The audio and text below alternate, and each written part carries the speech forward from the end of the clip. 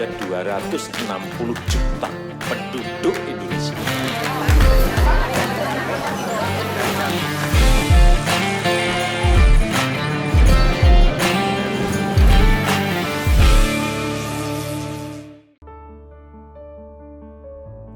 Selamat malam pemirsa, kembali bersama dengan saya Natalia Haman hanya di Top Files. Malam ini saya akan menemani Anda dengan menyajikan informasi-informasi yang sangat penting dan sangat menarik untuk Anda saat ini, yang tentunya sudah dikemas dalam Top Files. Pemirsa, selain Kaneta Naka, ternyata di berbagai penjuru dunia terdapat sejumlah manusia yang berumur lebih dari 100 tahun. Bahkan hingga akhir hayat pun sebagian dari mereka masih dalam kondisi tubuh yang sehat untuk umur yang sangat tua. Dan berikut deretan orang-orang yang tercatat memiliki umur tertua di dunia. Mbah Goto asal Indonesia disebut-sebut sebagai manusia tertua di dunia berdasarkan data di KTP-nya. Mbah Goto lahir pada Desember 1870 yang beliau hidup di dunia selama 146 tahun lamanya.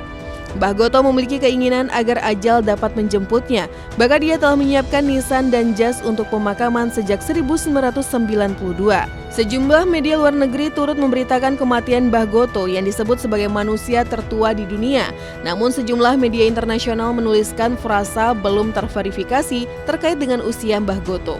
Proses verifikasi umur Mbah Goto sudah dilakukan sebelum dia wafat yang dilakukan melalui tes DNA. Namun sayangnya sampai saat ini hasil tes tersebut belum keluar. Guinness World Records pada 1963 menobatkan Jean Louis Calment sebagai manusia yang paling lama hidup di dunia hingga 122 tahun. Berdasarkan akta kelahirannya, Jean lahir pada 21 Februari 1875, tepat 14 tahun sebelum konstruksi Menara Eiffel dibuat. Di masa tuanya, dia harus bergerak dengan kursi roda. Resep panjang umurnya disebut berkat selera humornya yang tinggi, hingga Jean akhirnya meninggal dunia pada 1997 di sebuah rumah pensiunan yang menjadi tempatnya selama 12 tahun. Manusia yang berumur panjang lain yang tercatat dalam sejarah adalah Puan Ahmad. Perempuan asal Malaysia itu mencapai usia hingga 121 tahun yang lahir pada 12 April 1896. Puan wafat pada 28 April 2017 lalu. Saat itu anak dan cucunya berada di sisi Puan hingga ia menghembuskan nafas terakhirnya. Puan memiliki 4 anak dan 70 cicit. Dari penuturan putri bungsunya sebelum wafat, Puan masih bisa berbicara dan makan seperti biasa. Meski tidak sehat karena usianya yang sudah tua, beliau tidak mempunyai penyakit bawaan hingga akhirnya ia pun wafat. Emma Murano menjadi perempuan selanjutnya yang memiliki umur lebih dari 1 abad. Lahir di Italia pada 22 November 1899, Emma hidup hingga 117 tahun. Emma mengatakan rahasia umur panjangnya terletak pada pola makan. Ia memakan 2 butir telur dan kue setiap hari, namun ia tidak bisa makan dengan jumlah banyak lantaran tak punya gigi. Meski memiliki katarak, Emma menolak dibawa ke rumah sakit. Dia memilih bertahan di rumah dan menghabiskan sebagian besar waktunya untuk tidur. Emma meninggal di rumahnya pada 15 April 2017 di usia 117 tahun. Pria asal Jepang Sakari Momoi hidup hingga 112 tahun. Dia lahir di Fukushima pada 5 Februari 1903 dan meninggal dunia pada 2015. Momoi semasa hidup pernah membeberkan rahasia dapat hidup hingga usia melebihi 1 abad. Makan makanan yang sehat hingga tidur yang cukup diyakini menjadi penyebab hidupnya panjang. Momoi yang pernah menjadi kepala sekolah di salah satu SMA di Jepang tetap aktif di penghujung masa hidupnya. Dia belajar kaligrafi dan kegiatan rekreasional di rumah sakit yang menjadi tempat tinggalnya. Pada Agustus 2014, Guinness World Record menobatkan Momoi sebagai pria tertua di dunia. Alexander Imich adalah salah satu pria tertua di dunia. Dia merupakan seorang pensiunan ahli kimia dan psikolog asal Polandia. Imich lahir di Polandia pada 1903. Kemudian pada 1939 dia bersama istrinya melarikan diri setelah Nazi menyerang. Mereka pindah ke Amerika Serikat pada tahun 1950. Imich wafat di usia ke-111 tahun pada 2014 di New York, Amerika Serikat.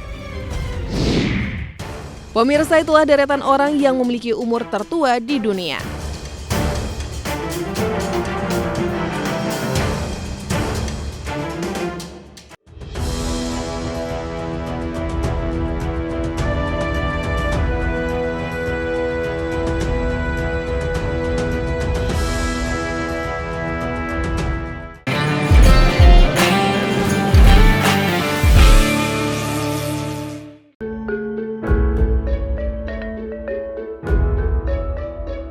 Dikenal sebagai bunga abadi, bunga Edelweiss memiliki daya tarik sendiri, khususnya ketika berada di daerah pegunungan.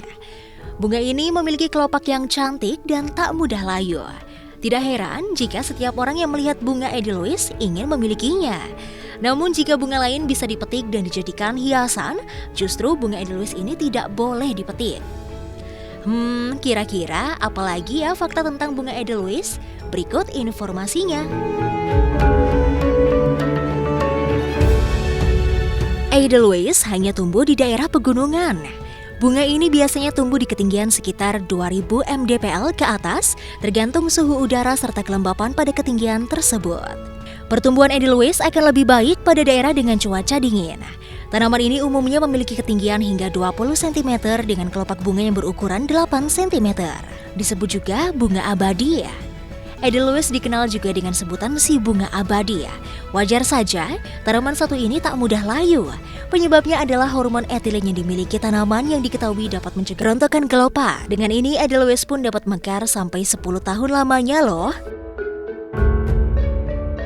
Edelweiss dilindungi undang-undang. Mencabut dan membawa Edelweiss turun dari gunung adalah hal yang tidak diperbolehkan. Edelweiss dikenal sebagai tanaman yang terancam punah. Oleh karena itu, tanaman ini dilindungi Undang-Undang Nomor 5 Tahun 1990 tentang Konservasi Sumber Daya Hayati dan Ekosistem. Selain itu, tindakan mencabut bunga Edelweiss juga melanggar kode etik pendakian gunung. Ditemukan di Indonesia lebih dari 200 tahun yang lalu. Edelweiss pertama kali ditemukan di Indonesia oleh naturalis berkebangsaan Jerman bernama George Karl Reinwart ketika ada di lereng Gunung Gede, Jawa Barat. Bunga ini pertama kali ditemukan pada tahun 1819, yang artinya Edelweiss sudah ada di Indonesia lebih dari 200 tahun lamanya. Dijadikan simbol dan logo. Bunga ini ternyata sering dijadikan sebagai simbol. Edelweiss yang tersebar di Eropa sering ditemukan pada simbol koin dan juga logo sebuah lembaga. Kalau di Indonesia, bunga Edelweiss Jawa pernah dijadikan gambar pada perangko oleh Pos Indonesia di tahun 2003. Edelweiss terancam punah. Meski sudah ada ancaman tegas terhadap mereka yang memetik bunga Edelweiss di alam, namun beberapa masyarakat tetap nekat.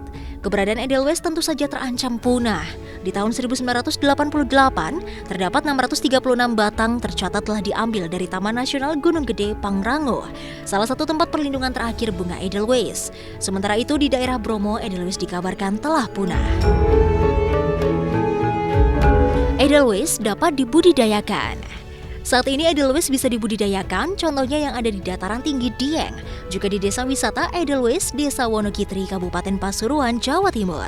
Edelweiss dibudidayakan oleh petani dengan cara menanam anakan yang tumbuh dari biji dan tersebar di sekitar pohon induknya serta ditanam di media tanah liat berkapur atau berpasir dengan kesamaan tanah antara 4-7. Itu dia beberapa fakta menarik tentang bunga Edelweiss, si bunga abadi yang harus kita lestarikan. Kalau ingin memiliki bunga Edelweiss, jangan diambil dari alam liar ya.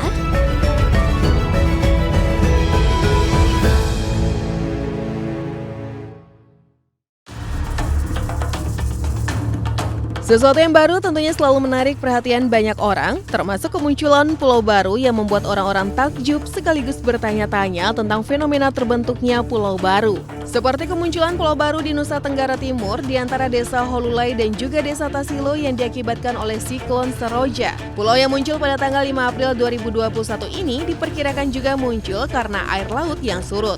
Ternyata tak hanya terjadi di NTT Indonesia, terbentuknya pulau baru juga pernah terjadi di belahan bumi lainnya. Dan berikut Top Files telah merangkum beberapa pulau terbaru dan juga terunik yang ada di dunia. Pertama, Pulau Hungatonga di Oseania.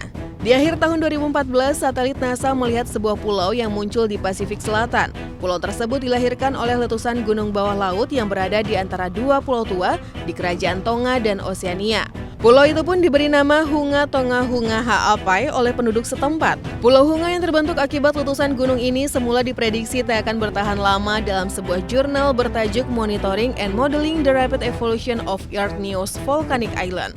Tapi nyatanya Pulau Hunga hingga saat ini masih tetap ada dan bisa kita lihat. Kedua, Pulau Solan dan Jadid di Laut Merah. Menurut sebuah laporan Scientific American, Laut Merah merupakan sarang dari aktivitas seismik dan vulkanik yang dibentuk oleh retakan besar di kerak bumi, di mana dua lempeng tektonik terpisah hampir setengah inci dalam setahun. Hal itu pula yang membentuk kedua pulau baru di wilayah Laut Merah. Misalnya saja pada tahun 2011 sebuah pulau bernama Solan terbentuk dan berlanjut pada tahun 2013 yang menjadi tahun kemunculan Pulau Jadid. Bahkan Pulau Jadid muncul setelah wilayah sekitar Laut Merah mengalami letusan selama 54 hari. Namun kedua pulau tersebut mulai menyusut karena erosi gelombang di Laut Merah. Ketiga, Pulau Nishinoshima di Jepang. Pulau yang berada di selatan Tokyo ini dilahirkan oleh aktivitas vulkanik dari Gunung Merapi bawah laut Samudra Pasifik yang terus-menerus sehingga menimbulkan timbunan pasir dan bebatuan. Pulau yang ditemukan oleh penjaga pantai Jepang di bulan November 2013 ini menjadi wilayah tak berpenghuni.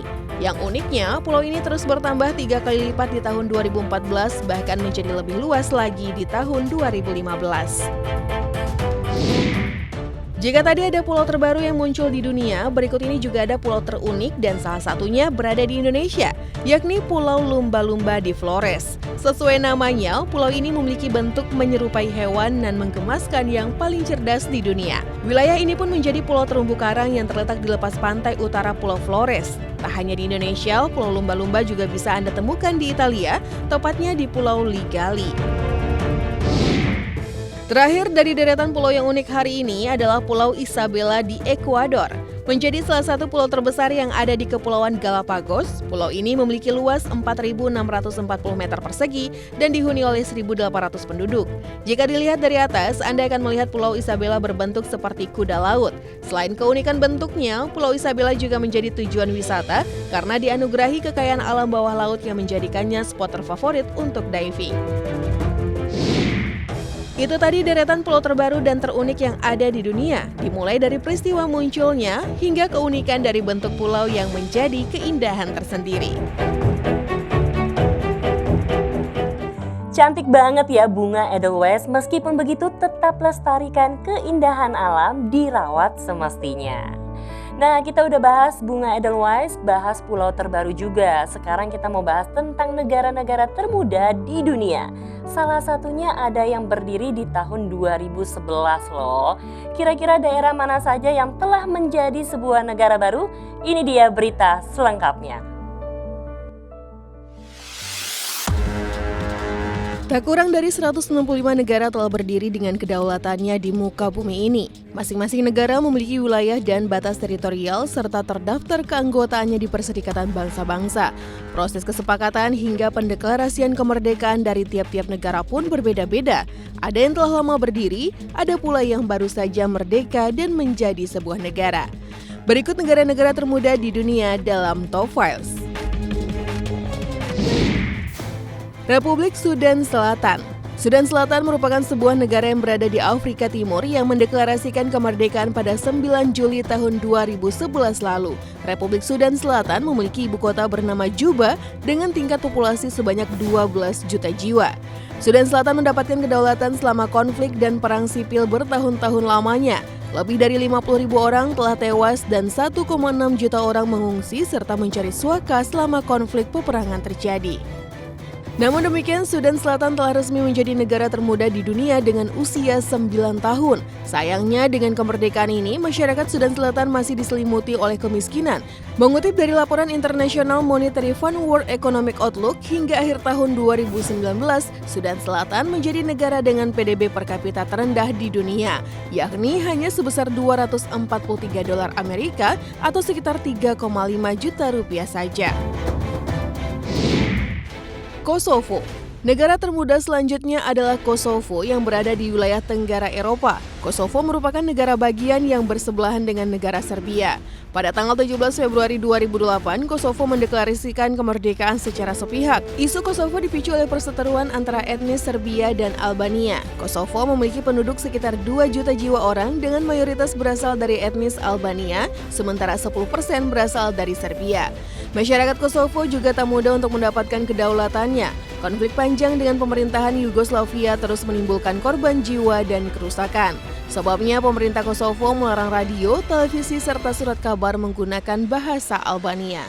Puncaknya terjadi konflik pembantaian Racak pada tahun 1999 di mana 45 warga Albania dieksekusi mati. Atas hal inilah NATO dan PBB turun tangan. NATO meminta PBB untuk mengizinkan intervensi militer demi mengakhiri persekusi derita warga Albania dan tentara Yugoslavia. Kemerdekaan Kosovo mendapat pengakuan dari Amerika, Inggris, Italia, hingga Turki.